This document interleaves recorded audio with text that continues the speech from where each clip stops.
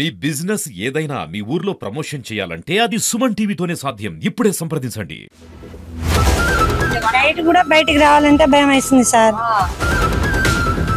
మాకు కూడా అట్నే సంపుతారు వాళ్ళు. హాయ్, హలో, నమస్తే, welcome to Suman TV. Mahabubabad జిల్లా కేసంద్రం మండలం తాళపూసపల్లి శివారు అన్నారం పక్కన ఉన్న ఒక ధర్మారం తండాలో నిన్న రాత్రి 9 గంటల ప్రాంతంలో ఒక దారుణమైన సంఘటన చోటు చేసుకుంది. అత్త భార్య వాళ్ళ మామ కలిసి మొత్తం కట్టుకున్న భర్తని అది కిరాతకంగా చంపారు. ఇట్లా సంబంధించినటువంటి అంటే కత్తితో పొడవడం కాకుండా కత్తితో పొడచడానికి ముందు కూడా సంబంధించినటువంటి కారం పొడి చల్లి అతను కారం మంటలో ఉండగా అతను వాళ్ళు తప్పించుకొని కొంచెం ముందుకు వచ్చే ప్రయత్నంలో కూడా పథకం ప్రకారమే ప్లాన్ చేసుకుని వీళ్ళు కత్తితోని ఛాతిపై 2 పోట్లు పడడంతో అతనికి తీవ్ర గాయాలయ్యాయి. ఆ తీవ్ర గాయాలకి రక్తపు మడుగులో ఉన్నటువంటి అతను కొట్టుమిట్టాడుతుండగా ప్రాణాలతోని చుట్టుపక్కల స్థానికులు గమనించి తనని వెహికల్లో అటు మహబూబాబాద్ ఏరియాస్కు తరలించారు. ఈ క్రమంలో కొడుకు ఉన్నటువంటి అయితే బాలా ఉన్నారో అతను ప్రాణాపాయంతో ఉండి ఆసుపత్రిలో చికిత్స పొందుతున్న నేపథ్యంలో కూడా చివరికి మాత్రం మృతి చెందాడు. ఈ సంఘటన తెలుసుకున్నటువంటి మహబూబాబాద్ డిఎస్పీ తిరుపతి ఇటు సర్వయ్య గారు అయితే రూరల్ సర్వయ్య గారు అయితే మహబూబాబాద్ ఉన్న డేరా ఆసుపత్రికి పరిశీలించి అయితే ఇక్కడ ఉన్న బంధువుల కేసు విచారణ చేసుకొని మొత్తం పూర్తి విచారణ చేపడుతున్నారు. అసలు మృతికి గల కారణాలు ఏంటి అనే విచారణ చెప్పేసి ప్రస్తుతం మనం వాళ్ళ ధర్మారం తండాలో ఉన్నాం. ఎక్కడైతే నైట్ రాత్రి మర్డర్ జరిగిందో అక్కడ ఉన్న ప్రస్తుతం మనం విజువల్స్ చూసుకోవచ్చు. ఏదైతే రాత్రి 9 గంటల ప్రాంతంలో అతను ఇంటికి వచ్చాడు. ఇంటికి వచ్చిన నేపథ్యంలో అతనిపై కారం చల్లే ప్రయత్నం చేశారు. ముందుగా ఈ చల్లే ప్రయత్నంలో కారం కూడా ఇక్కడ చూసుకోవచ్చు. ఇక్కడ వాకిలి చుట్టుపక్కల ఉన్న వాకిలి పరిసర ప్రాంతాలు కూడా కారం పొడి చల్లడం విజువల్స్ మనం చూసుకోవచ్చు. ఇక్కడ నుంచి కూడా చుట్టూ ఇంట్లో కూడా ఇక్కడ నుంచి తప్పించుకొని ఇంట్లో కూడా ముందు పోతున్న క్రమంలో కూడా అక్కడ కూడా గోడచాటు నుంచి కూడా మాటేసినటువంటి ఆ కుటుంబ సభ్యులు ఎవరైతున్నారో కత్తితో దారుణంగా 2 పొడుచులు ఛాతిపై పొడంతో తనకి తీవ్ర గాయాలయ్యి చెస్ట్ మీద. దీంతో అక్కడ రక్తం మడుగులో ఉన్నటువంటి ఆయనను కూడా వాళ్ళు చుట్టుపక్కల వాళ్ళు కూడా మహబూబాబాద్ తరలించారు. అక్కడ తను మృతి పడ్డాడు. అది ముఖ్యంగా అసలు మొత్తం వివరాలు తెలుసుకునే మనం చేసుకునే ప్రయత్నం అయితే వీళ్ళకి గత 10 సంవత్సరాలుగా ఏదైతే మృతుడు ఎవరుతున్న బాలకి మౌనికకి అమ్మాయి మౌనిక గత 10 సంవత్సరాలుగా వివాహం అయింది. ఈ వివాహం నేపథ్యంలో కూడా వీళ్ళు అన్యోన్యంగానే జీవిస్తున్నారు. వీళ్ళు బతుకుతెరువుకి హైదరాబాద్ లింగంపల్లిలో కూలి పనులు చేసుకుంటున్నారు.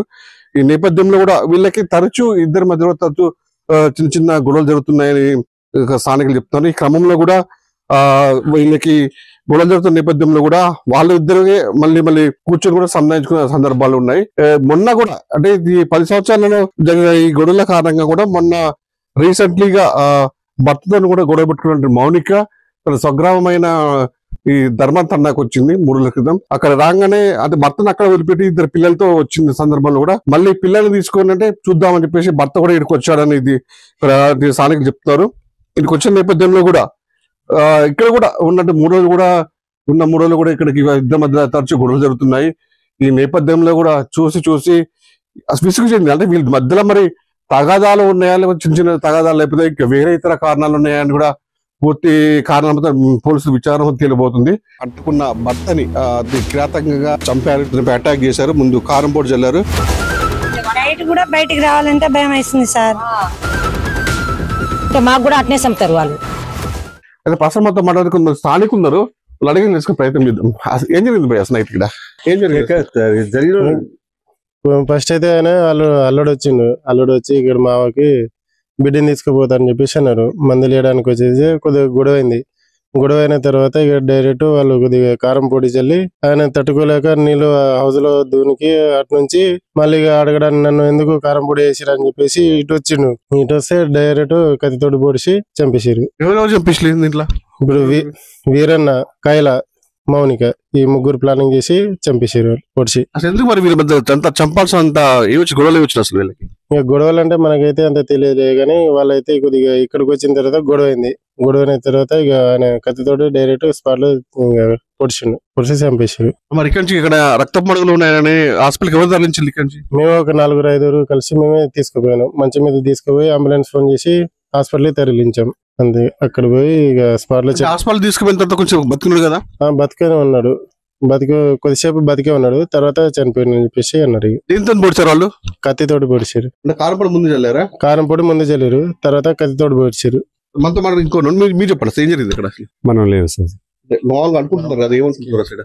ఇక సేమ్ మనోడు చెప్పినట్టే. అయితే రీసెంట్ గా ఏమైందంటే సార్, మొన్న అమ్మాయి వేరేతో సంబంధం ఉందా అని కొంచెం తెలితే ఇక తండ్రిను అమ్మ తల్లి పోయి పట్టుకొచ్చినాక ఆయన పెనిపెట్టి వచ్చి, నువ్వు ఇందులో కానించి నేను వేరే పని పోతాను కదా, నువ్వు ఎందుకు పోయినావు ఏందని కొంచెం బెదిరించిన తర్వాత కారం పొడి వేసి కత్తికి పోసారు వాళ్ళు. అంటే ముందే పథకం ప్రకారమే హతమార్చాలని అనుకున్నారు.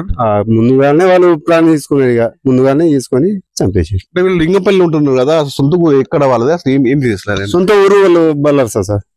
వాళ్ళు సొంత ఊరు బల్లార్సా బతారు. ఆ నుంచి మన బతుకులేరు హైదరాబాద్ పోదు, అడవి బతారు. అయితే వేరే తోటి సంబంధం ఉందని, రక్త సంబంధం ఉందని అనుమానం ఇచ్చి దాని మీదనే భార్య మీద భర్తకు అనుమానం వచ్చిందా? భార్య మీద డైరెక్ట్ వేసుకునే పోయింది, లేచిపోయింది అమ్మాయి డైరెక్ట్. పద్ధతి మార్చుకోని చెప్పేసి ఇద్దరు మధ్య గొడవ జరిగేది. ఆ పద్ధతి వద్దు, మన ఇద్దరు పిల్లగాళ్ళు ఉన్నారు కాబట్టి మీరు అట్లా చేయవద్దని పద్ధతిగా వచ్చి నచ్చగొట్టి నా పిల్లల్ని తీసుకోపోతానే వచ్చిండు. అంతేనే మాను అత్తను పిల్లం ముగ్గురు కలిసి మతి చేసుకుని కారం పొడి వేసి కత్తి పొడి వేసారు. పెద్ద మనిషి వీళ్ళ తల్లిదండ్రులు తెలుసా మరి అమ్మాయికి ఇట్లా అక్రమ సంబంధం ఉందని చెప్పేసి?